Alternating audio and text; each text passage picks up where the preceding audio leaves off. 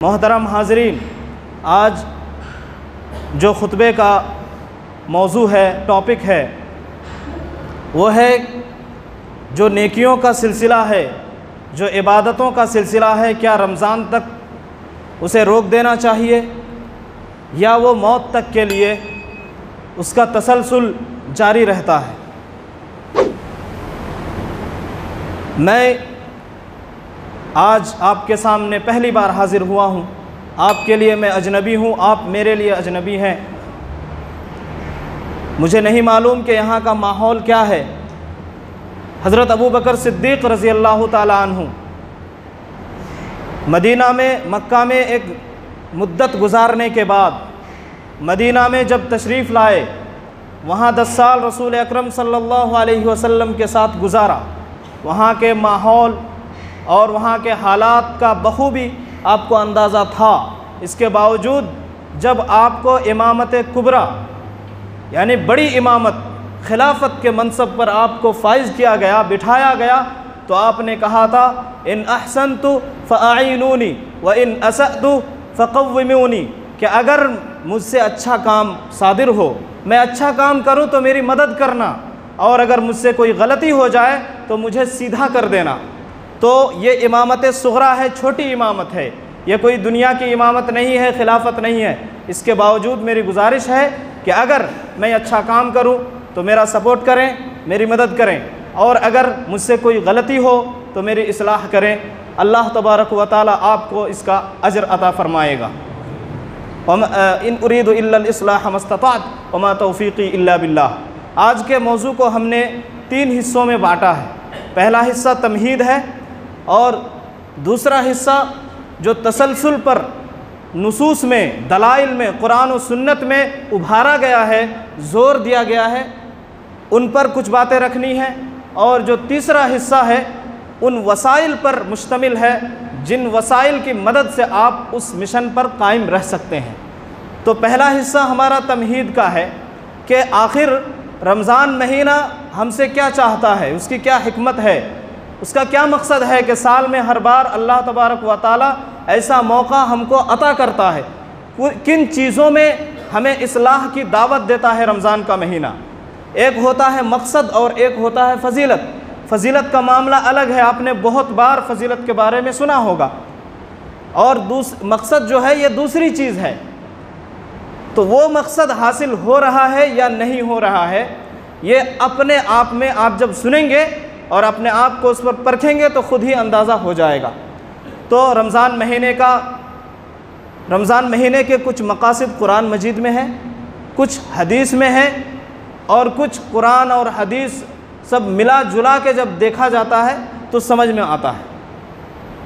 कुरान मजीद के अंदर अल्लाह तबारक व ताला ने फरमाया, या अय्युहल्लज़ीना आमनू कुतिबा अलैकुमुस्सियाम कमा कुतिबा अलल्लज़ीना मिन क़ब्लिकुम लअल्लकुम तत्तक़ून, कि ए ईमान वालो, तुम पर रोज़े फ़र्ज़ कर दिए गए हैं उसी तरह जिस तरह तुमसे पहले के लोगों पर फ़र्ज़ किया गया था।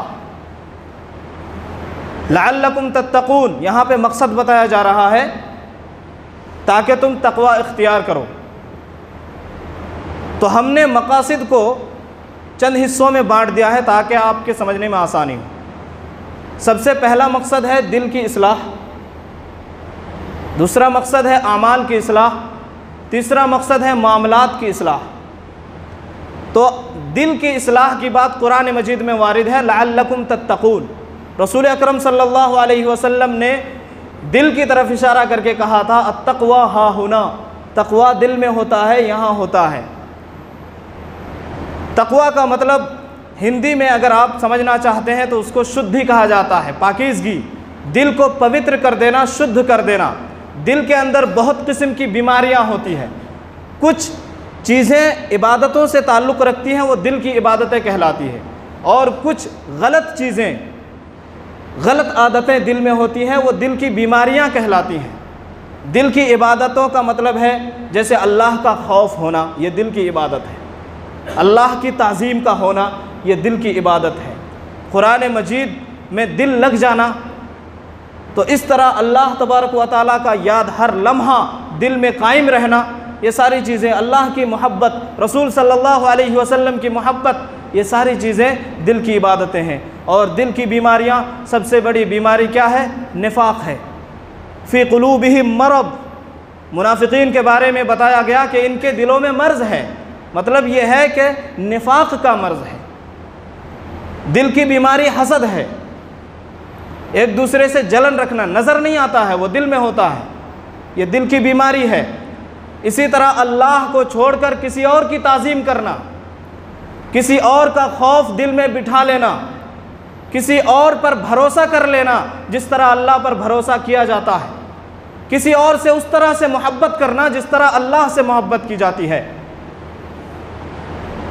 तो ये सारी बीमारियां दिल से ताल्लुक़ रखती है और तक़वा इन बीमारियों की सफाई का नाम है। तक़वा का मतलब यह है कि इन बीमारियों से दिल को आप शुद्ध कर लें, पवित्र कर लें। तो रमज़ान महीने के आने का सबसे बड़ा मकसद यह है कि आप दिल को पाक व साफ़ कर लें। दूसरा मकसद जिसका ताल्लुक़ ज़बान से है, बुखारी और मुस्लिम की हदीस है, हज़रत अब्दुल्ला बिन अब्बास रज़ी अल्लाहु अन्हुमा फरमाते हैं, काना रसूलुल्लाह सल्लल्लाहु अलैहि वसल्लम अजवद अन्नास बिल खैर व काना अजवद मा यकूनु फ़ी शहर रमज़ान हत्ता यंसलिख, कि रसूल सल्लल्लाहु अलैहि वसल्लम लोगों में सबसे बड़े सखी थे, खैर के कामों में बढ़ चढ़ करके हिस्सा लेते थे, दरिया दिल इंसान थे। और जब रमज़ान का महीना आता तो आप जो है आपकी सखावत और ज़्यादा बढ़ जाती। अब यहाँ गौर कीजिए, इसके बाद जो जुमला हदीस में हज़रत अब्दुल्ला बिन अब्बास रज़ी अल्लाह अन्हु फरमाते हैं, उसका ताल्लुक़ ज़बान की इबादत से है। कहते हैं फ़यअतीहि जिब्रील अलैहिस्सलाम, रमज़ान के महीने में जिब्रील अलैहिस्सलाम आते थे। फ़यअरिदु अलैहिल क़ुरआन, नबी सल्लल्लाहु अलैहि वसल्लम जिब्रील अलैहिस्सलाम के सामने कुरान पेश फरमाते थे, यानी कुरान को सुनाते थे, कुरान का दौर करते थे। तो कुरान की तिलावत ये ज़बान की सबसे बड़ी इबादत है। और कुरान मजीद का ताल्लुक़ रमज़ान महीने से बहुत गहरा है। आपने कुरान की आयत तो सुनी होगी, शहरु रमज़ान अल्लज़ी उन्ज़िल फ़ीहिल क़ुरआन, कि रमज़ान के महीने में ही कुरान मजीद का नुज़ूल हुआ।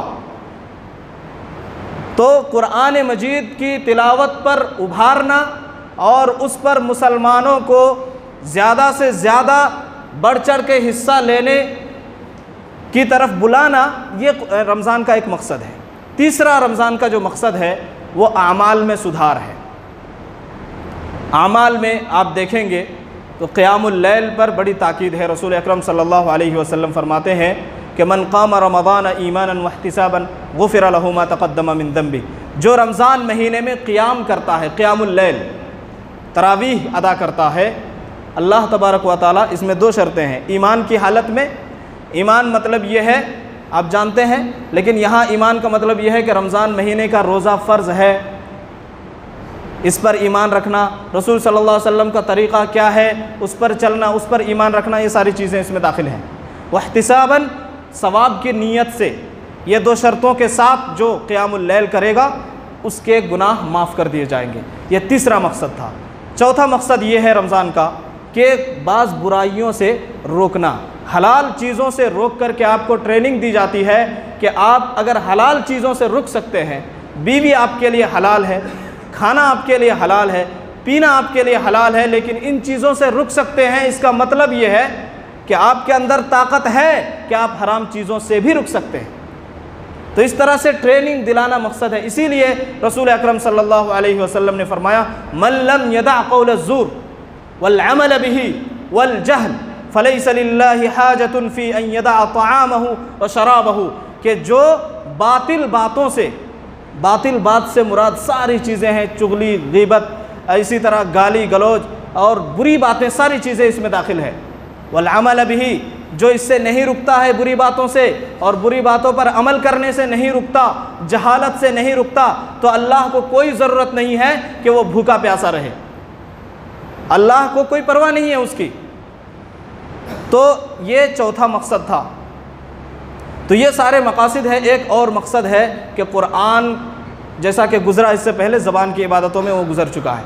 अब ये दूसरा पार्ट शुरू होता है कि क्या रमज़ान महीने में ही ये सारी चीज़ें हैं। देखा जाता है कि बहुत से नौजवान ऐसे होते हैं रमज़ान महीने में इस तरह इन्हिमाक के साथ और शौक़ और जज्बे के साथ इबादत करते हैं कि शैतान एक तरह से जकड़ा हुआ है।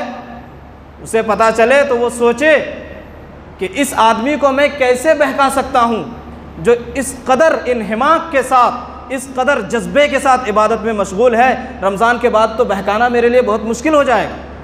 शैतान ऐसा सोचता होगा, लेकिन ईद के बाद ही इस तरह से गिरगिट की तरह वो नौजवान रंग बदल देता है कि शैतान को भी हैरत हो जाती है कि मुझे मेहनत की ज़रूरत ही नहीं पड़ी, ये तो खुद ही बहक गया।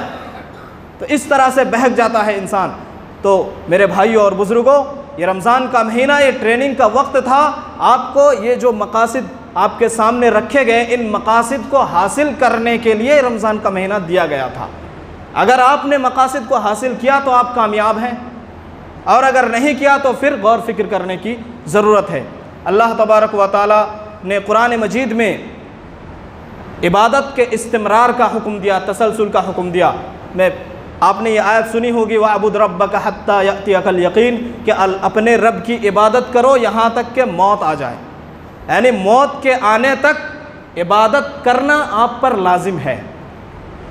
लेकिन इससे पहले की आयतों पर आप गौर करेंगे तो आप वहाँ के हालात का अंदाज़ा लगा सकेंगे कि रसूल अकरम सल्लल्लाहु अलैहि वसल्लम और आपके साथी सहाबाए किराम रज़ी अल्लाहु अन्हुम अजमाइन किन हालात से गुज़र रहे थे। इन्ना कफ़ैना कल मुस्तहज़ीन, कि अल्लाह के रसूल हम मजाक उड़ाने वालों के लिए काफ़ी हैं, आपकी तरफ से हम काफ़ी हैं, आप न घबराएं। यानी मुशरिकीन उस वक्त रसूल अकरम सल्लल्लाहु अलैहि वसल्लम को तकलीफ़ दिया करते थे। अल्लज़ीन यजअलून मअल्लाहि इलाहन आखर फसौफ यअलमून, जो लोग अल्लाह के साथ किसी और को माबूद बनाते हैं, अनकरीब वो लोग जान लेंगे कि इसका हश्र क्या होने वाला है, अंजाम क्या होने वाला है। मतलब ये है कि आप जहाँ रह रहे थे नबी सल्लल्लाहु अलैहि वसल्लम, वो कुफ्र और शिर्क का अड्डा था। बिल्कुल हम जिस माहौल में रह रहे हैं इस पर हम बहुत ही अच्छे ढंग से समझ सकते हैं कि रसूल सल्लल्लाहु अलैहि वसल्लम किस सिचुएशन का सामना कर रहे थे। उसके बाद अल्लाह तबारक व तआला फरमाते हैं, वलक़द नअलमु अन्नका यज़ीक़ु सद्रुका बिमा यक़ूलून, हम जानते हैं अल्लाह के रसूल कि ये जो मुशरिकीन आपको तकलीफ़ पहुँचा रहे हैं, ज़बान से अनाप शनाप आपके ख़िलाफ़ बकते हैं, यज़ीक़ु सद्रुक, आपका सीना तंग हो जाता है, इससे आप दुख और दर्द से बेचैन हो जाते हैं। लेकिन उसका हल बताया, वसब्बिह बिहम्दि रब्बिका हीना तक़ूम, कि जब आप खड़े हो तो अल्लाह की हम्दो सना बयान करे, तस्बीह बयान करे। और फिर आखिर में अल्लाह तबारक व तआला कहता है वअबुद रब्बका हत्ता यअतियकल यकीन। तो इन सारे हालात को बयान करने के बाद अल्लाह तबारक व तआला ने हल बयान किया। तो कहने का मतलब ये है कि हालत कुछ भी हो, इबादत से छुटकारा हासिल नहीं है। अगर बग़ैर किसी वजह के कोई इबादत छोड़ता है तो फिर उससे बड़ा बदनसीब कोई और नहीं है, क्योंकि हमसे भी बुरे हालात का सामना पैगंबर इस्लाम सल्लल्लाहु अलैहि वसल्लम और आपके साथी सहाबाए किराम कर चुके हैं। अब हमारे सामने उज़्र पेश करने का कोई हीला और कोई बहाना नहीं है कि हम इस वजह से नहीं कर सके। ये पहली आयत। दूसरी आयत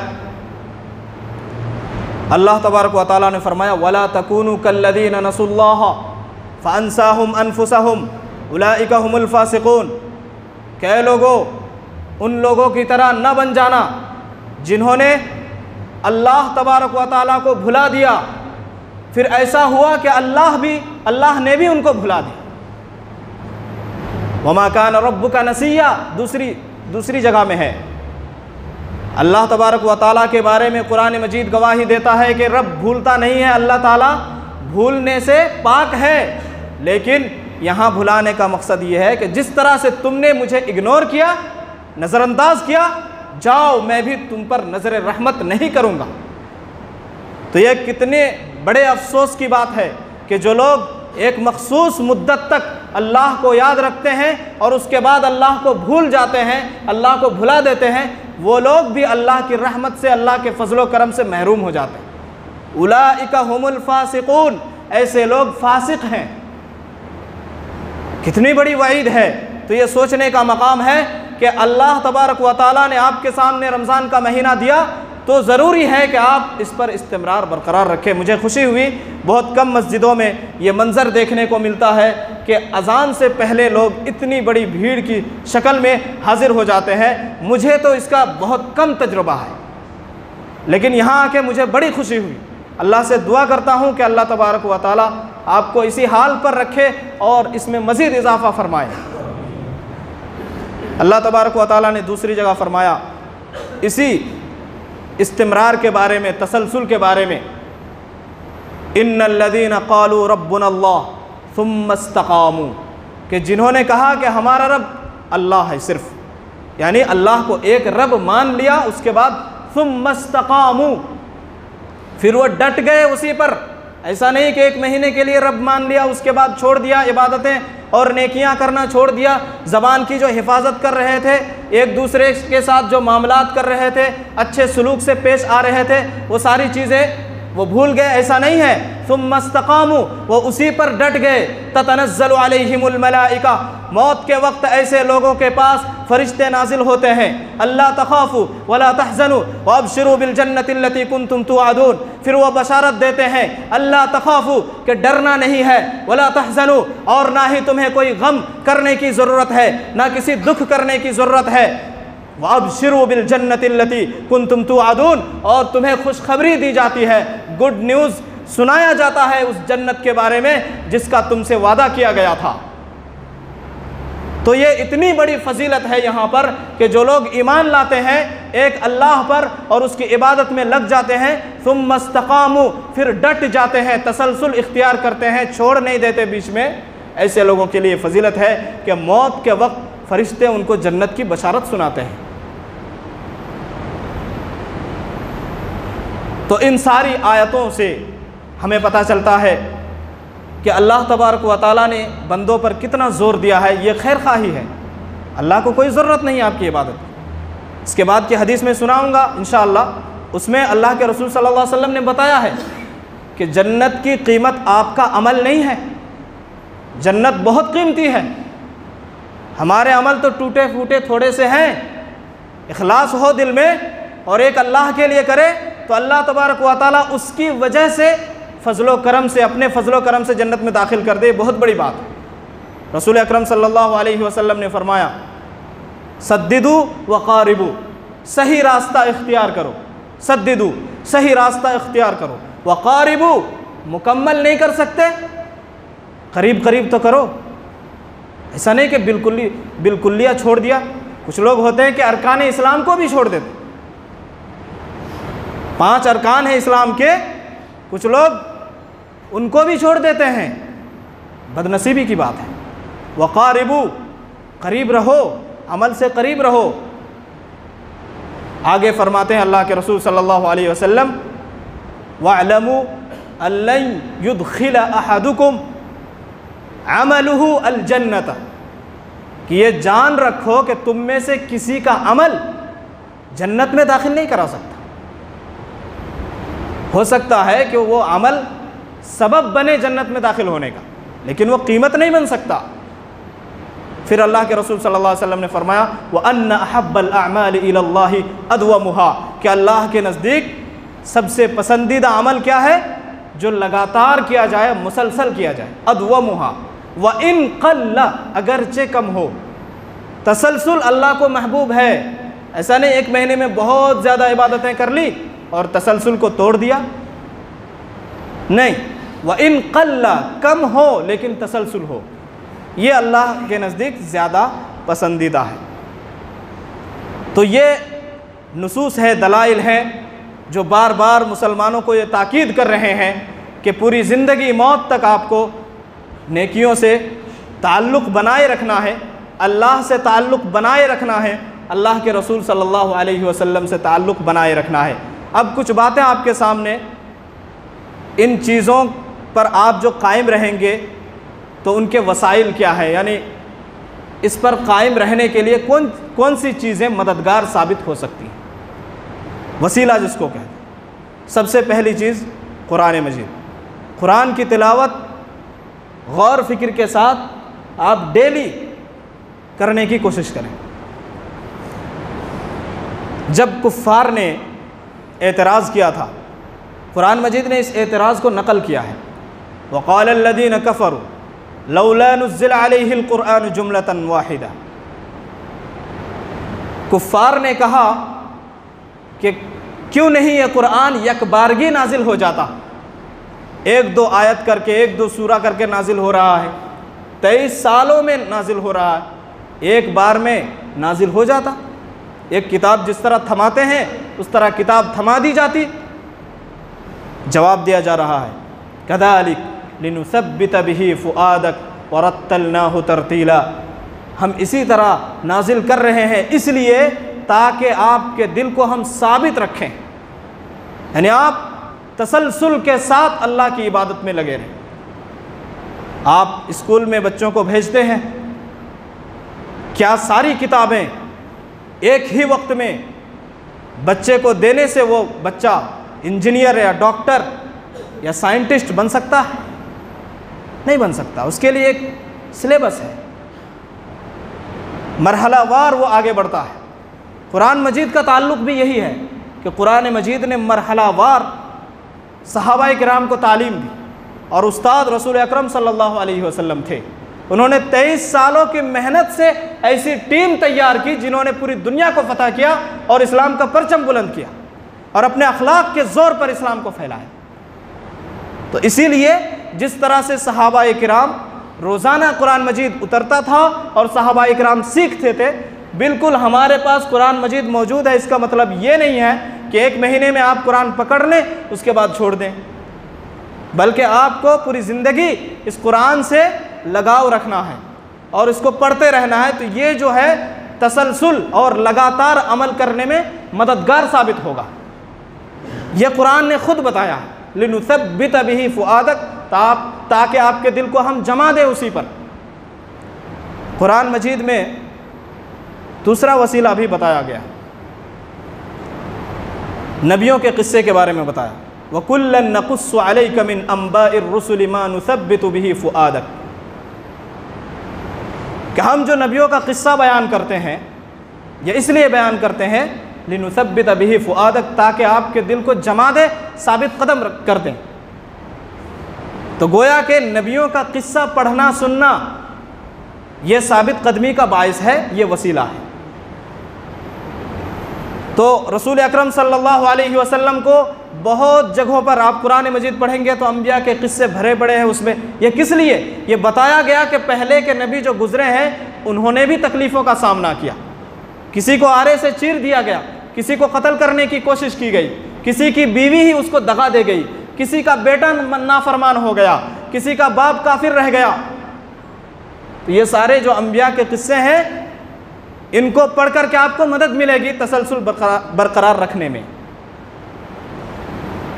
तीसरा जो वसीला है, वक्त नहीं है इसलिए मैं जल्दी जल्दी आपको बयान कर देता हूँ। तीसरा वसीला है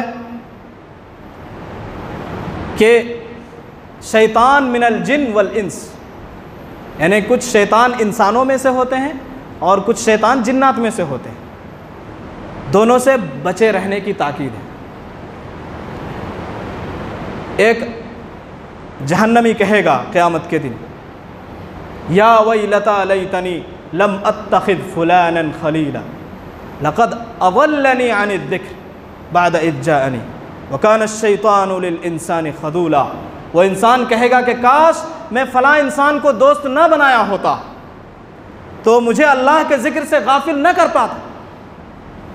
तो आप ऐसे लोगों से दूर रहें जो आपको नेकी के रास्ते से हटा करके बुराई के रास्ते में डाल दे, जो आपको अल्लाह के ज़िक्र से गाफिल कर दे। इसीलिए रसूल अकरम सल्लल्लाहु अलैहि वसल्लम ने मिसाल दी है, बहुत मशहूर मिसाल है कि एक इंसान इत्र बेचता है और एक कोयले की भट्टी में काम करता है, दोनों में फ़र्क है। आप इत्र वाले के पास रहेंगे, इत्र खरीदे ना खरीदे आप खुशबू पाएंगे उसके पास से, लेकिन आप कोयले की भट्टी वाले के पास रहेंगे तो आपका कपड़ा गंदा हो जाएगा या जल जाएगा। तो ये अच्छे दोस्त और बुरे दोस्त की मिसालें भरी पड़ी है। इसीलिए आपको खुद चयन करना है, इंतखाब करना है कि कौन सा दोस्त आपकी ज़िंदगी के लिए और आखिरत के लिए बेहतर है, उसी को आप सिलेक्ट करें। और दूसरा जो है वो शैतान है, और जिसके बारे में इतना बयान किया गया है, इन्नश्शैतान लकुम अदुव्वुन फत्तखिदूहु अदुव्वा। कुरान कहता है कि शैतान तुम्हारा दुश्मन है और दुश्मन बनाओ उसको। दुश्मन है उसको रियल में दुश्मन समझो, ऐसा नहीं कि ऐसे नाम आ गया तो सरसरी तौर पर हम गुजर गए उसके सामने से, नहीं, बल्कि गौर करना है कि शैतान कितना असर हम पर बुरा असर डाल रहा है। तो ये चंद चीज़ें थी। सबसे पहला वसीला जो है वो कुरान मजीद की तिलावत और उसमें गौर फिक्र करना है। दूसरा वसीला है कि अंबिया किराम और अच्छे लोगों के किस्से पढ़ना सुनना है। और तीसरा वसीला जो है शैतान मिनल इंस और शैतान मिनल जिन से दूर रहना है। इन्हीं बातों के साथ मैं अपने खुतबे को ख़त्म करता हूँ। अल्लाह तबारक व तआला से दुआ है कि अल्लाह तबारक व तआला हम तमाम लोगों को अमाल सालिह की तौफ़ीक़ अता फ़रमाए, कुरान से जुड़े रहने की तौफ़ीक़ अता फ़रमाए, कुरान मजीद और रसूल अकरम सल्लल्लाहु अलैहि वसल्लम के अहादीस से हमें लगाव रखते हुए उस पर अमल करने की तौफ़ीक़ अता फ़रमाए। आमीन तक़ब्बल या रब्बल आलमीन। बारकल्लाहु लना व लकुम फ़िल क़ुरआनिल मजीद व नफ़अना व इय्याकुम बिल आयाति व ज़िक्रिल हकीम।